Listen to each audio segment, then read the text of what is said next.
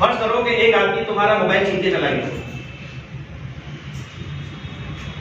Mobile چھین کے چلا گیا، تو تمہیں اس کو دعا دینی چاہیے. کیا دینی چاہیے؟ دعا دینی چاہیے. کیوں دعا دینی چاہیے؟ کہ تمہارے لیے جو فتنے کی چیز تھی نا اس کو اس نے تم سے دور کر دیا. میں نے ویسی مذاق میں نے کہا سلمان صاحب سے، میں نے کہا سلمان صاحب مجھے لگتا ہے وہ بھی آپ ہی سے سیکھ کے گیا ہوگا. اس کو پتا تھا کہ میں فتنے کی چیز دور کر رہا ہوں، اس لیے سے سیکھ کر چلا گیا. تو بارہ خیر وہ کہنے لگے کہ دیکھو ایک آدمی اگر موبائل تم سے لے کر جا رہا ہے نا تو وہ موبائل لے کر جا رہا ہے، تمہارا سکون تمہارا چین چھین کر نہیں لے کر جا رہا، وہ تم اپنے اختیار سے ختم کرو. ذہن پہ بوجھ لے کے گھوم رہے ہو، ارے میرا موبائل چلا گیا تو چلا گیا. اب بوجھ جو پیدا ہو رہا ہے نا وہ میرے اپنے اختیار سے، وہ میرا سکون میرا چین چھین کر نہیں لے گیا، لیکن میں نے چونکہ جذباتی وابستگی اس موبائل کے ساتھ رکھی ہوئی تھی، اس وجہ سے لے لوں. فطری چیزیں وہ تو ہوگا، دکھ تو ہوگا. ہاں اللہ کو اجر دے، یہ فطری چیز نہیں ہے، یہی میں سمجھا رہا تھا، یہ فطری چیز نہیں. آپ اس کو اس زاویے سے دیکھیں کہ وہ ایسی چیز تھی. آپ کو میں ایک بات کہتا ہوں، اللہ نہ کرے اگر ایک آدمی کو بیماری ٹیومر ہو گیا، کینسر ہو گیا، ڈاکٹر اس کے جسم سے ریموو کرتا ہے تو کیا کرے گا؟ ڈاکٹر کو برا بلا کرے گا.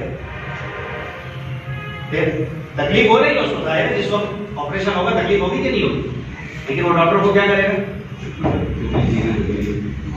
دعا دے گا. کیوں دعا دے گا؟ تکلیف کو دور کر دیا. تو وہ کہنے لگے کہ آپ کی تو اس نے تکلیف کو دور کر دیا. میں مذاق میں کہہ رہا ہوں یہ بات. وہ موبائل کا مس یوز ہی کر رہا ہوں یار. موبائل کا مجھے یہ بتا دیں کہ اس کے چلیں یہ دوسری میری پریزنٹیشن ہے، کبھی موقع ملا تو انشاءاللہ کرواؤں گا کہ موبائل ہونا چاہیے کہ نہیں ہونا چاہیے. کسی صاحب حیثیت آدمی کا بیٹا، ابا جان کو بڑا شوق تھا کہ اس کے جو ہے نا امتحان میں نمبرات اچھے آ جائیں. اس نے کہا کہ بیٹا اگر تمہارے اس امتحان میں 1 گریڈ آ گیا نا میں تمہیں موبائل دلا دوں گا. اب بچہ کو محنت کرتا کس کی لالچ میں کرتا ہے؟ موبائل یہ آدمی کی نفاست ہے. نہیں. ضرورت اور خواہش کا فرق اس کو سمجھنے کی ضرورت ہے. کئی مرتبہ ایسا ہوتا ہے کہ ہم اس وجہ سے کہ بھائی انہی کے لیے تو کماتے ہیں، اور پھر اس کے ساتھ یہ بات بھی یاد آ جاتی ہے کہ ان پر خرچ کرنے میں تو دوہرا ثواب ہے، تو جو مانگتے ہیں دلاتے چلے جاؤ، جو مانگتے ہیں دلاتے چلے جاؤ. کہیں کہیں نہ بھی کہنا پڑتا، چاہے آپ کی جیب آپ کو اس کی اجازت دیتی ہو پھر بھی، لیکن وہ نہ کہنا اس طرح نہ ہو کہ جس میں ڈانٹا جا رہا ہو، جھڑکا جا رہا ہو، باتیں سنائی جا رہی ہوں. عزت کے ساتھ، احترام کے ساتھ ان کو سمجھا دیا جائے کہ بیٹا یہ چیز آپ کو چاہیے، جی چاہیے، میں دلا سکتا ہوں لیکن نہیں دلاؤں. کیوں نہیں دلاؤں گا؟ کیونکہ اس کا کوئی مثبت استعمال مجھے نظر نہیں آتا. بچوں کی جب ہر بیجا خواہش کو پورا کیا جاتا ہے نا تو پھر ان کی آرزوؤں کی نفاست ختم ہو جاتی ہے، پھر ان کی ضد ان کی آرزو بن جاتی ہے. اور اس کے کیسے مسائل آتے ہیں میں آپ کو کیا بتاؤں. بڑے عجیب عجیب واقعات میں نے دیکھے صرف یہ ضد کو پورا کرنے کے نتیجے میں. بہت عجیب عجیب واقعات. جو برے واقعات ہیں وہ میں آپ کو نہیں بتاتا، جو اچھی بات ہے وہ میں آپ کو بتاتا ہوں. دیکھیں رسول اللہ صلی اللہ علیہ وسلم کو اللہ تبارک و تعالیٰ نے معراج کا سفر کروایا. شروع میں کتنی نمازیں تھیں؟ 50. نیچے آئے، کس سے ملاقات کی؟ موسیٰ علیہ السلام سے. انہوں نے کیا کہا؟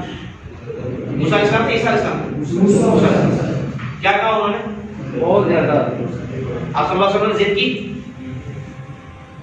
ضد کی کہ نہیں بس ہو گیا میں تو جا رہا ہوں؟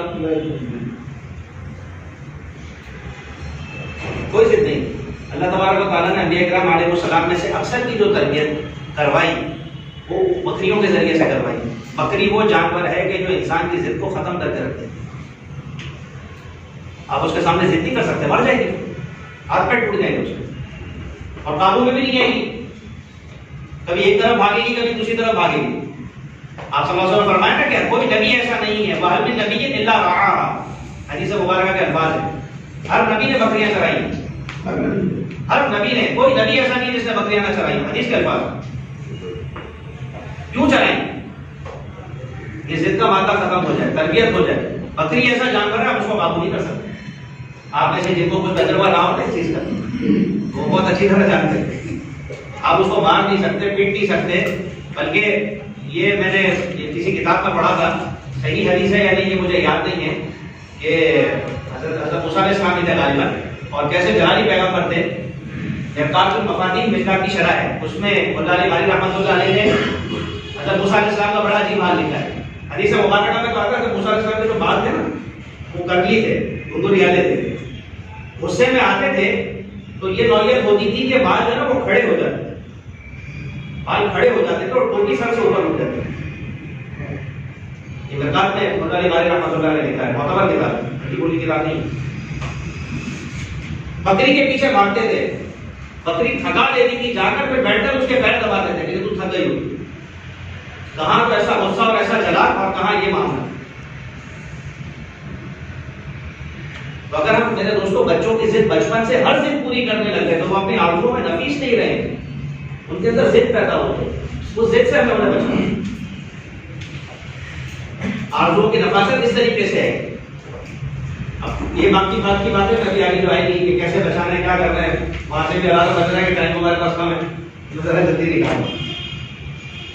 تیسری بات، خود احتسابی کا عمل جاری ہوگا کمال کو پہنچ جائے، سیلف ایویلیویشن جس کو کہا جاتا ہے، آدمی خود اپنا محاسبہ کرے، بھائی میرے اندر کیا کمی ہے۔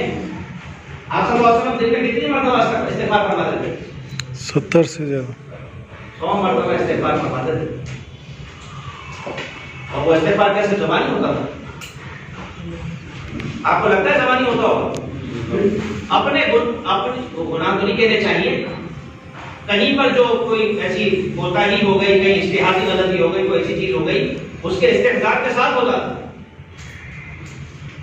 ہم بھی آج ہر نماز کے بعد 20 مرتبہ پڑھتے ہیں تاکہ 5 نمازوں میں 100 کی تعداد پوری ہو جائے، گناہوں کو کتنی مرتبہ یاد کرتے؟ جو کہا جاتا ہے نا کہ ہمارا اپنا استغفار کس کا محتاج ہے؟ استغفار کا محتاج۔ تو کہاں ہے خود احتسابی؟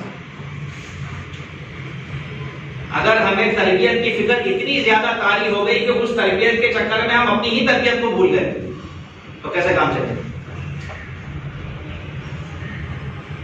یہ ہمارے جو سلمان صاحب نے بڑا مزیدار ایک جملہ کہتے ہیں، فرماتے ہیں کہ بچے کو تم پیچھے پڑے ہوئے ہوتے ہو کہ مجھے اس کی تربیت کرنی ہے، میں اس کے پیچھے پڑا ہوا ہوں، اللہ سے ڈرو۔ وہ بچہ یہ کہتا ہے کہ یہ جو دن میں 20 مرتبہ مجھے لیکچر دیتا ہے اللہ سے ڈرو اللہ سے ڈرو، یہ خود اپنے بارے میں کیوں نہیں سوچتا کہ میں کتنا ڈرتا ہوں؟